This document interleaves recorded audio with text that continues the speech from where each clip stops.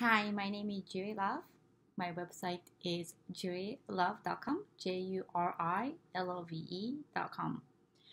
Today, I want to talk about how to buy land in New Mexico.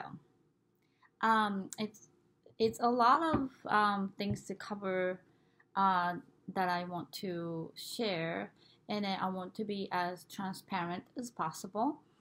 If you're interested in buying land in New Mexico or maybe somewhere else, I only have experience in buying land in New Mexico, so I don't know any other state. But in 2018, I went to New Mexico, a city called Rio Rancho, which is about 30 minutes away from Albuquerque. There's Albuquerque International Airport, and then where we bought the land is about 30-40 minutes away from the international airport. The reason why we went was possibly we're gonna move there, but I just started to see this like vacant land about like $1,000, $2,000, and then I'm like what? And it's like a half acre. So there are a bunch of them, and I'm like, what is this place? And it looked kind of beautiful. So I've never been to New Mexico, so I just decided to fly to New Mexico just randomly, and then just went. And I contacted this realtor that was on the list of this land, and then she happened to be the best realtor about the world, and her name is Theresa Jacobson. Hi, Theresa. And she had become really great friend, and then the purpose was my son, who was 8 at the time, in 2018. He models, and then he has some savings, so I just decided to invest. I was investing in stock and mutual funds and had some gain, so I decided to reinvest his gain to buy land. Um, the reason behind is not just buying a land and then just feel awesome, cool that I own a piece of land at age 8, but also I was running a nonprofit. As you can see the picture right here. I got an award from Boston Celtics called Heroes Among Us by having a nonprofit called Genial Voices. We were teaching music to juvenile offenders.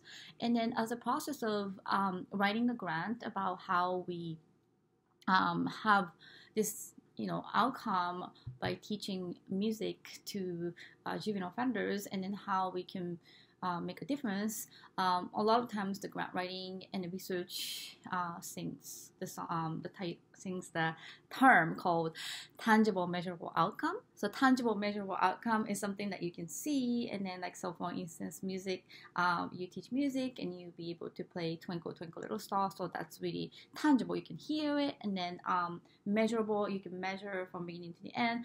And then outcome, obviously, is outcome that you can like play. So what happens is when you see the tangible measurable outcome, and then bunch of those experience would actually lead to build sense of self-esteem and sense of confidence, sense of ownership, and also resilient. And then so we're trying to lower recidivism from our mission, which was to teach music and K-pop production. So I've done a bunch of those for the 12 years that I was running nonprofit. I don't have it anymore. I closed it. But then I know the importance of how to create like self-esteem by having a tangible, measurable outcome. So I thought the buying land is basically the best way for my son to feel cool, not only cool, but self-esteem, building sense of self, confidence, and resilience. And so, and it turned out to be such an amazing trip. I've again never been to New Mexico. So just a quick story. I have a lovely daughter. When she was 2 at that time, playing with a key of the rental car that I was gonna go around and see the land with the realtor Theresa.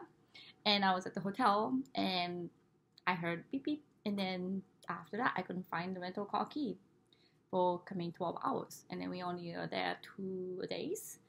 So I'm like, oh my gosh. And I flipped around everywhere, and then even hotel staff came, and I just gave up, and I called Teresa, and then I said, Teresa, I am so sorry, I can't find the rental car key. and I was gonna get like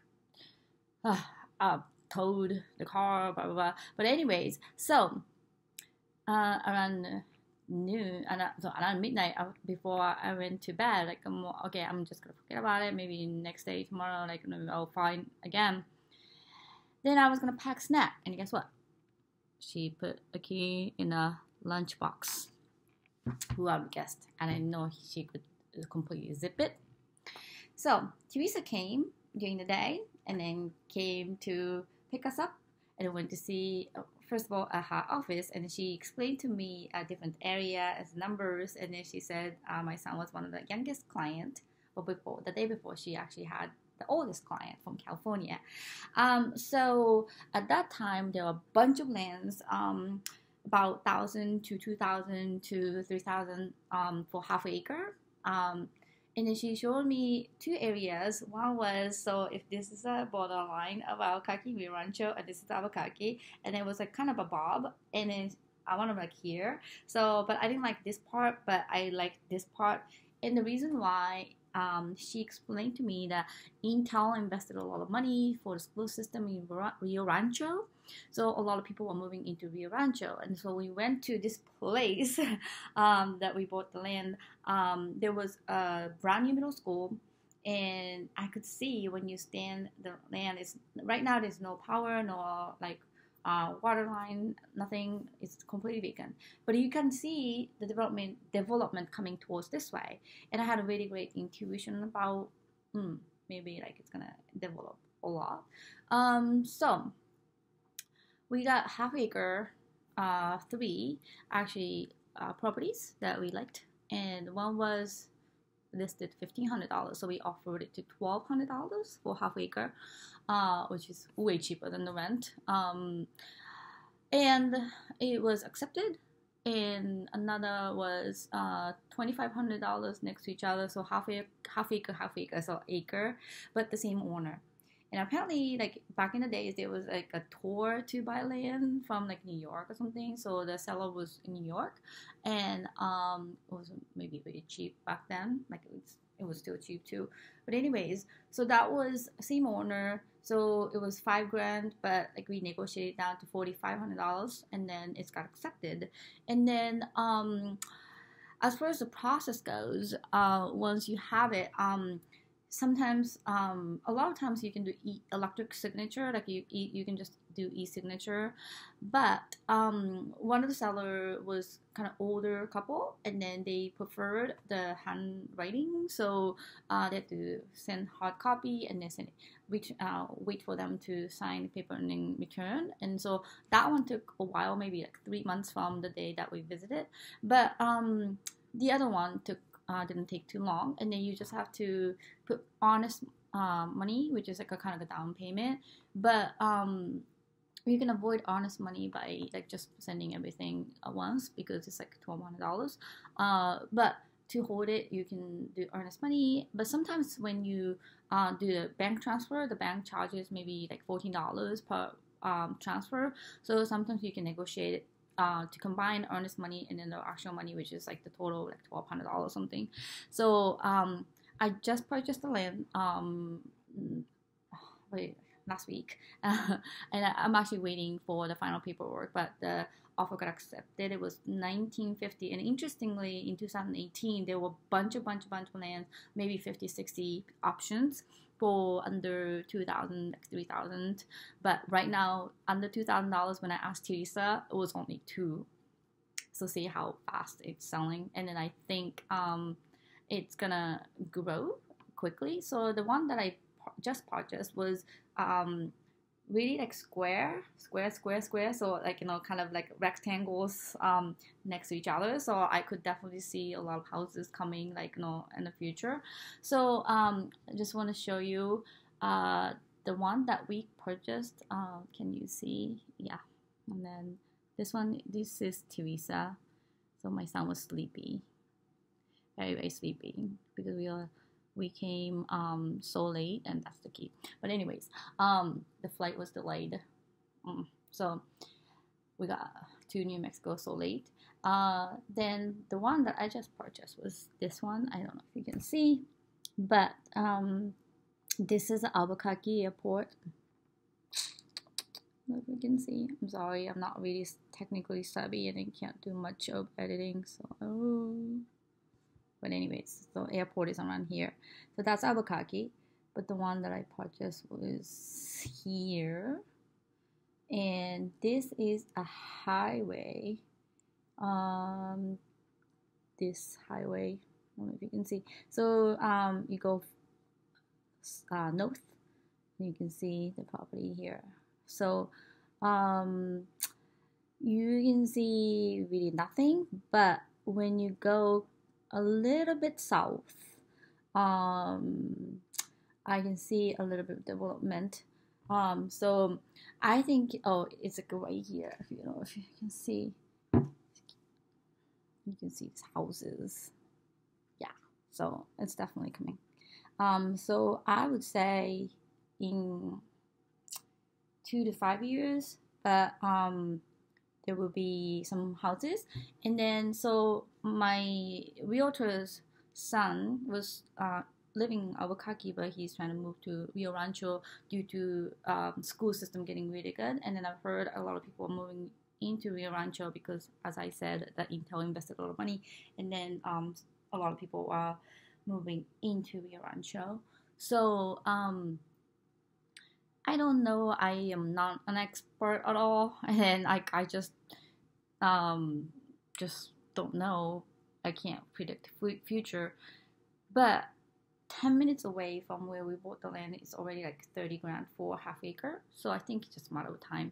So I'm hoping that I'll do quick claim deed, which is to title it over, quick claim deed, to my son when he turns 18, which I was gonna do it right away, but luckily I have a friend who is an estate attorney, and she highly not recommend to do that because she has a client whose parent did that to a minor, like a daughter, and then the property got sued. So you have to go around a lot of paperwork when it's minor.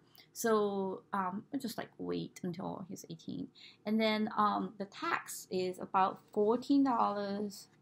$17. So he had 3 lots, and then one was 14, one was like 17. So these are like the bill not that we get. But anyways, it's Sandoval County, and then the clerk's office is always nice. I always like call them and then just ask a lot of questions. And then it was 14, 17. So total was about $50 a year to keep the land. So I talked to my son, and then I told him, like, you don't want to delinquent the tax and then lose the land, get to the tax lien property. So I said to him, why don't we pay for coming maybe 5 years? So we put down to $150. So we sent the check to the Sandoval county clerk's office, so $250. So the next year it was already prepaid, so it was zero.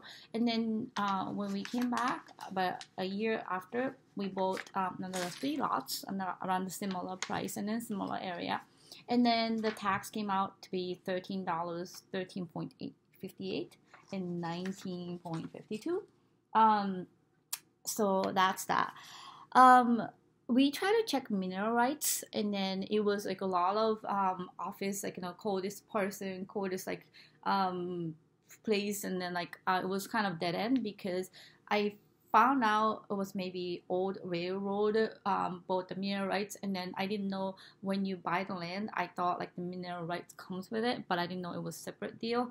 And also there was low, I guess it's prohibited to drill, like we thought we're gonna hit the oil, but apparently there was that kind of restriction about like how like close from the city that you cannot drill. But I've heard from friends from Oklahoma that he said there was no rule. So maybe in the future we buy land in Oklahoma and then drill a hole. I have no idea. But the purpose of it is so I do some stock and mutual fund, and again, I'm not an expert, but the piece of land, half acre, maybe $1,200 to $1,500 is maybe a share of Amazon or Google. So when you hypothetically think about the stock share developing in maybe 5 years, 10 years, I'm not sure if that would go from $1,200, $1,500 to $20,000, $30,000. I am not sure. But the land, I think it would, especially if you invest in an area that has a ton of potential. And then I truly believe this area specifically that we went has true a lot of potential because again, it was very close to school, brand new school, and a great school system, and it was like maybe 2 3 minutes away from the school. So I really liked it and I had a great feeling. So it's not like I just randomly went like Zillow.com and then contacted this person and then just bought the land. No, we really truly went to New Mexico and then traveled. And then when you're driving from Albuquerque, like you can see the development coming towards that way. And then see like Walmart, like Starbucks and all that, like big stores and like it's really up and coming. I think it's a hot deal. But I don't know. I'm not an expert, so I'm not sure. But I think it's is a great way and to educate your young investors. And then also, although if you're not a child, like you can always buy land and then just like I don't know what's gonna happen, but hopefully that it would mature. It would and get to the point that maybe out of 6 that he got, like maybe he can sell 1 and then maybe put it as a down payment and then buy some condo, maybe tenant occupied condo in Miami, which I actually researched when tenants occupied that you just put that ownership over, but you have to put like 30% down because it's investment property. So right now we don't have that kind of cash, but like maybe potentially like one of it would grow, but he wants to build a playground which has a lot of restriction with the town. It's a lot of like red tapes and it's kind of maybe hard, but he maybe wants he's been like saying a lot of things like, oh, I want to build a house, I want to build a restaurant, so like whatever he wants, it's his hardworking money, and then it's his investment. But like recently again I got mine, so I'm very proud of it. And then I don't know what I'm gonna do, but my goal is to wait and see, and then if the timing is right, I will definitely sell it or maybe keep it. I'm not sure, but the process is pretty simple. As again, just pick it and just transfer from a bank to the title company, and then the title company will send you the deed, and that's it. You own a land. So I hope this video is helpful, was helpful. And then if you're interested in reaching out to my realtor, Theresa Jacobson, which I love, her email address is Theresa, it's Theresa, Theresa at mregrp.com. It's mregrp.com. So if you want to reach out to her and ask more questions, because clearly I'm not an expert, she can send you some listing, and then hopefully it'll mature and see what's gonna happen. It's exciting.